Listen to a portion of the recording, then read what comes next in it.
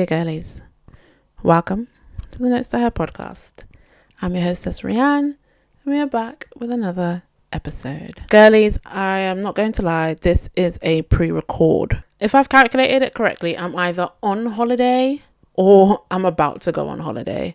So I was like, I can't leave the girlies high and dry, and let me try and do something a little bit different. Because I know usually once I go on holiday, I'm MIA. You don't hear from me. You don't see me unless you follow my personal page, which is Rianne Walker, but instead of an E in Walker, it is an X. But yeah, then you'll get like little snippets. Other than that, sorry, I've fallen off the face of the earth. I am living my best life in a whole different country. Nella Rose's shaking my ass on a yacht came to mind, but that is not the case. But you know, that's not the case yet in this life, because I will do that, period. Yeah, so I think I'm on holiday by this point, and I just thought I'd be nice. So let's check in. How are we feeling?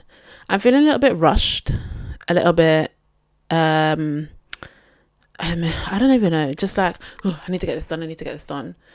And I know that's funny because last week's episode was, about pressure, and I'm saying I need to do this, I have to do this, and allowing myself to like slow down.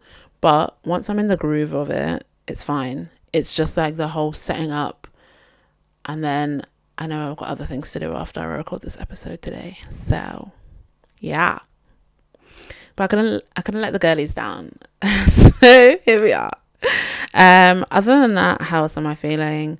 I am feeling, I guess, in a little bit positive spirits, maybe just a bit like meh-ish vibes. I don't even know. But that's okay. That is okay. As long as I accept those feelings and I don't fight them off, I'm allowed to feel that way. We love some self-validation. How has the week been? Because it's a pre-record, I don't know. I think it's been good. Probably just been working as per, doing some studying and just like getting things sorted either for the holiday, I think probably as well. And some shopping bits probably would have also been done too. And yeah. So today's episode, I'm talking about feeling behind. I wanted to do this episode because I feel like every episode I do is I like to think really helpful for others, but then also things that I know that I've gone through, am going through, / am potentially struggle with, / have struggled with, / I just love the aspect of being able to use learnings and teach and help and educate and inspire and influence and all those other good things and grow together. Because sometimes, like, when you watch other people, like online, other podcasts, other self-help advice, tips, kind of things, it feels like they've got their whole life together, and even though they may not, I feel like they're at the end result already, if that makes sense. Whereas with this one, we're working together to try and achieve together. And I love that. So yeah, anyway, today we're talking about feeling behind. What is it? What does it mean? Girlies, let me know in the comments if you've gone through it. And before we get in and do the definition and everything like that, if you haven't already, please do like, comment and subscribe. Hit the follow button, hit the notification bell as well, so you don't miss another episode when that drops every Friday at 7 p.m. Give the Notes to Her podcast a follow on Instagram. It is notestoher.pod. And you can also give myself a follow. I know I shouted myself out before, but if you are nosy, which is so okay, and you would like to follow me to see any highlights about my travel escapades, then the handle is Rianne Walker, but instead of an E, it's an X. Anyway, so now that that's over with, definition of feeling behind. So it is the psychological, emotional state where you perceive yourself as lagging in personal, professional, or financial milestones compared to peers or societal expectations. Last week in the last episode, and if you haven't watched that already, do give that a watch. I've spoken about pressures and, how it can come up in different ways, I guess, as well.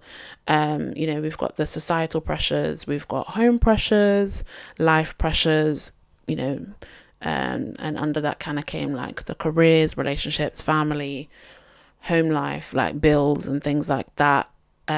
Kids, if you've got kids, things like that. Parents, kids have got kids, parents have got parents, everyone has parents. Anyway, so when I was writing then this episode, I was like, oh, this is all linking, because I know when it comes to the aspect of feeling behind, we tend to end up then putting pressure on ourselves to be able to reach those milestones, like the definition has said. And if we don't, sometimes we'll have that then feeling of, left behind, and then it can also create other feelings as well, which I'll get into later in the episode. So what are some of the reasons why we feel it? I think now more than ever, and I know I mentioned this quite often, is the aspect of social media. Love-hate relationship with that thing. You'll either catch me scrolling on there all the time, posting the episodes, blah, blah, blah, blah, blah, or I tend to kind of like have social media breaks where I'll just come off because I'm like, this is not doing me any benefits at all. I'm procrastinating. I'm, wasting my time. It's just sitting and scrolling, doing nothing when I've got other things that I could and need to be doing. So yeah. And we have just 24/7 access to things at our fingertips and access to people's lives that they highlight. So sometimes I give myself a break from that, because I also feel like that puts pressure on me in different aspects of my life. But when I do go on there, without a doubt, especially Instagram, some of the first things I see is this person's just got married, this person's just got a house, this person's traveling, this person is started doing, I don't know, content creation, this person's just got a new job. And so there is that continuous feeling of like, oh, well, I haven't achieved that milestone yet, and now I feel really behind, or I haven't achieved that milestone yet, so I'm feeling like anxious, or, I'm not feeling good enough, and I feel like a failure because that person who is in my age mate has achieved those things. They've just bought a new house, or bought a new car, just got married. And I was thinking, okay, let me, you get that either it's almost two forms of it, isn't it? Sometimes it's either, okay, let me feel motivated, let me get my ass in gear, quickest ways to make money, like like that kind of thing. Let me stop my financial gain to be able to buy a house, or buy that new car, or buy that, I don't know, Cartier bracelet or something like that. I don't even know. And or you've got that other feeling of, damn, I feel like a failure. I haven't achieved any of those things that person has had. And what am I doing with my life? And like, you end up kind of going in a spiral and overthinking. And it's so funny because I have, although yes, that's the social media world, I also have friends that are in so many different stages in their lives. It's so, I don't even know what the right word is. It can feel just a bit like, whoa, love that for you in your milestones as well. And now I need to just try and focus and stay in my lane as well. What am I doing with my life? Am I achieving the milestones that I want to achieve? What have I set for myself? I've got friends that are in uni. They've gone back to uni, if they've completed all of it and gone back to studying, like myself. I've got friends that are in big careers. I've got friends that are in relationships. I've got friends that are single. I've got friends that are in the dating game. I've got friends that are married, have kids. I've got friends that got a house, like houses, like, I've got friends that are traveling. I've got some on a part-time job. I've got some living with parents still. Like, there are so many people that are living in different stages, chapters, eras of their life. And as I say quite frequently, comparison is the thief of joy. Sometimes we end up comparing of like, oh, okay, well, I've achieved some of these milestones and I've done all of these things, but I want what they have. Like, I want that right now because they look happy and they're doing so great in life. And then you end up feeling, I guess, a bit like inferior sometimes. It can bring up so many different like negative emotions when you're continuously not staying in, I guess, in your lane or focusing on what you want to do and just looking at the next person, and then the next person. And I know that's also come up for me quite a few times, especially when I was younger. I've got friends, sometimes they're in, several steps ahead of me. And I'd kind of always felt like, oh, I don't even know what I'm going to be doing. Like, I don't know what I want to do with my career yet. I don't know, relationship wise, before I was in, my relationship now. When is my time going to come? When am I gonna, what am I going to do after uni? Am I going to go to uni? Like, all those different things. I had friends that knew what they wanted to do with their careers from such a young age. I had people like myself within my friendship group, but I was like, bro, I don't even know. Like, I'm just trying to get through this year, let me just go to uni then, because that's the thing that, you're meant to be doing. So I done uni for like 4 years altogether in different route. I done a different route than some other people. So mine is like not even just a linear thing. It's just like, kind of like a little bit complex. And then once I finished my undergrad, I was like, oh, let me just do a master's, waste more time. I don't even know what I want to do. And so, but I remember at the time being like, oh, feeling a bit behind, feeling a bit stuck, feeling a bit, I don't know, just anxious. And I remember in the previous episode, I was like, I am someone that is a high achiever in those things and, puts a lot of pressure on myself. So for me not to feel, I guess, secure in myself of like the life that I'm leading and doing, it was a weird feeling, it was a really weird feeling. Yeah, 100%. And I remember after uni as well, I ended up kind of having a bit of an identity crisis. So like I got a job part-time when I'd finished my undergrad, and then I'd basically kept that same job then during my time up doing my master's and even afterwards, because I was like, okay, well, you're meant to get a job now and do those things. And I remember kind of feeling like a bit of having like an identity crisis, because my whole world had been known to do uni and education, and when people ask, it's kind of like, oh yeah, I am a uni student, so I'm doing this, that, and this. And it's like, oh, okay, yeah, that's cool, that's really good. And then once you finish that, then it's kind of just like, I guess your worth, and your value is then tied to your job role, and what you want to do. And although I was just like, oh, I still don't know what I want to do. Who am I? What do I like doing? What don't I like doing? What are my interests? And I feel like that's something that in our 20s is like, it's never it's never a linear thing. Nothing ever feels like really clear unless you've really known what you've wanted to do since like such a young age. And it can feel so overwhelming because you have an overwhelming amount of choice, but then also you have an overwhelming amount of like thoughts of like what I want to do or what you want to do in life. And I kind of just remember being like, oh, I don't know. You almost don't have that time to think, I guess, as well, because I feel like over here in the UK, everything is really, really fast paced. Like you have to decide, you just have to keep going. You don't have that much time to think for yourself, and do a bit of reflection, I guess. And also when you're young, especially like in your 20s, you're not wanting to do all that thinking. Like you don't think that way. The frontal lobe hasn't even developed yet. So, some of those things don't really click until later on.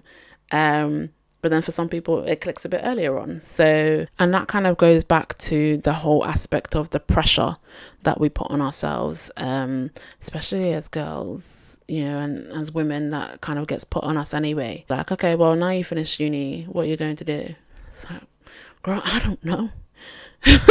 A girl is just trying to survive, like, it's an overwhelming amount of that. And I guess when you are someone that continuously not lives online like that, but really social media is a part of our day to day, or you have friends that are a little bit more ahead in certain milestones potentially than you are, it can kind of feel a bit like, oh, now I feel a bit insecure, or I'm feeling a bit anxious, or or maybe not. Maybe you don't think of that, and that's okay. That kind of like brings me to the next topic of like, and I know I guess I've mentioned it already, of like what the feeling of being behind brings up. I'd mentioned about doubt, and similar to the things I guess that I'd mentioned in the episode about pressure, of like the continuous chasing.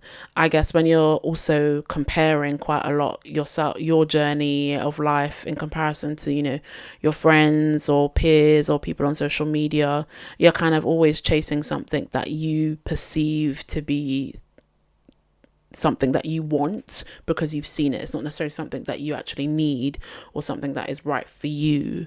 It's something that you are seeing other people have, so then you kind of want it too. I think as well, like low self-esteem, and I guess just those like negative emotions it tends to bring up more than anything. Some things that really helped me kind of like, I guess, and it's not to say that I've really fully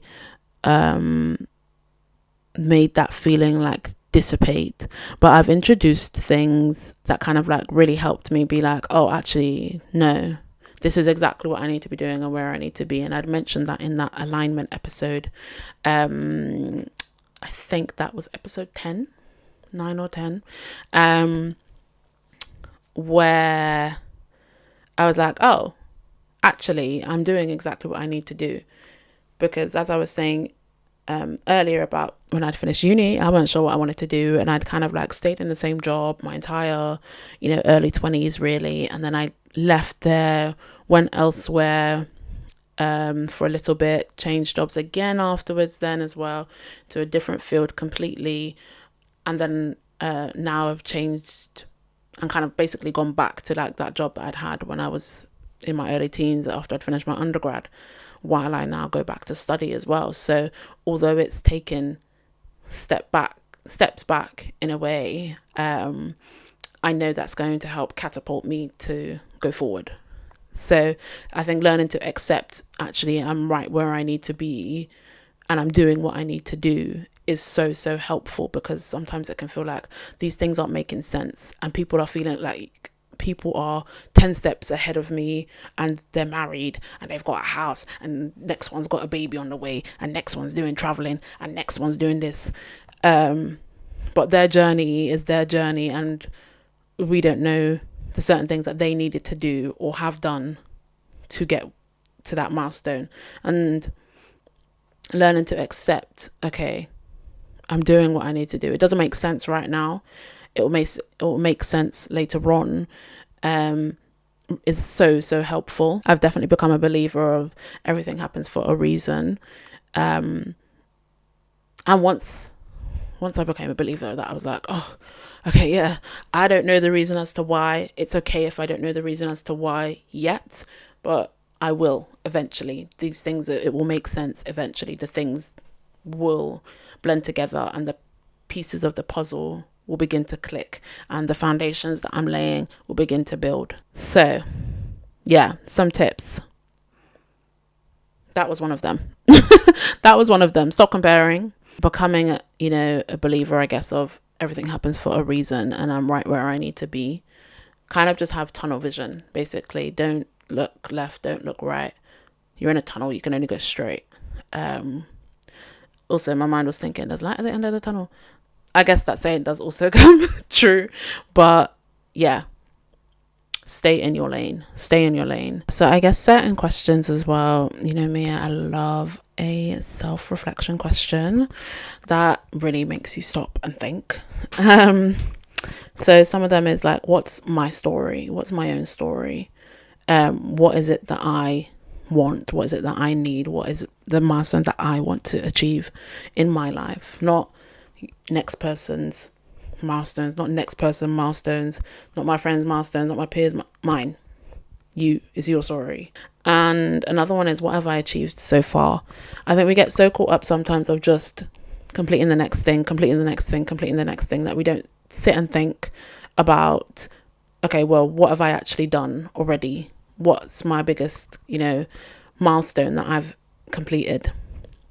What have I achieved in my life so far that I'm really proud of? And celebrating that as well, before then we move on to the next thing. So yeah, those are some of my things for sure. Questions and tips. And yeah, girlies, that's everything. That is everything. So we've come to the end of the episode. As always, please don't forget to like, comment, share, subscribe, and follow. Hit the notification bell and follow the Notes to Her on Instagram. It is notestoher.pod. And then also my account is Rianne Walker, but instead of the E in Walker, it is an X. And yeah, I'll see you girlies in the next episode. Loves ya.